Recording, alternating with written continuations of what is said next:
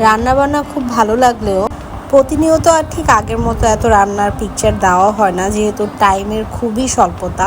আজকেও শখ করে ভিডিওটা মেক করলাম, যেহেতু অনেকদিন পরে সি ফুড আইটেম রান্না করেছি। আর তার উপরে হচ্ছে হ্যামকো থেকে আমাকে একটা খুবই সুন্দর এই গিফট বক্সটা পাঠানো হয়েছে, যেখানে ছিল একটা নতুন সংসার বা রান্না বান্নার জন্য আমরা যেই কুকারগুলো ইউজ করি, ননস্টিক কুকার। সি ফুড ইদানিং খুবই কম রান্না করা হয়, ফ্রাইডে স্পেশাল বলে আজকে একটু স্পেশাল কিছু ভাবলাম ওর আবদারটা পূরণ করে দিই। সো আবার নতুন যেহেতু একটা এত সুন্দর গিফট হ্যাম্পারও পেয়েছি, সো ওটার উপরেই নতুন এক্সপেরিমেন্ট চালু করে দিলাম। তো আজকে লাঞ্চের জন্য আমি প্রিপেয়ার করেছিলাম ডোরে ফিশ অ্যান্ড নুডলস, সাথে ছিল garlic mushroom.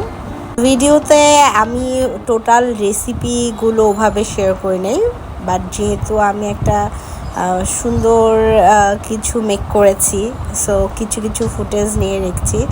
Hope you guys like this video. আসলে সময় স্বল্পতার কারণে এখন নিজের কাছে একদমই এনার্জি হয় না এত কিছু ঘরে বাইরে মেনটেন করতে করতে। সো নিজের পেজটাকে আসলে ওইভাবে করেও সময় দিতে পারছি না। বাট অনেকেই বলে, এখনও বলে কেন রান করতেছি না, বাট দেখি সব কিছু গুছিয়ে আরও ভালো ভালো ভিডিও দিব।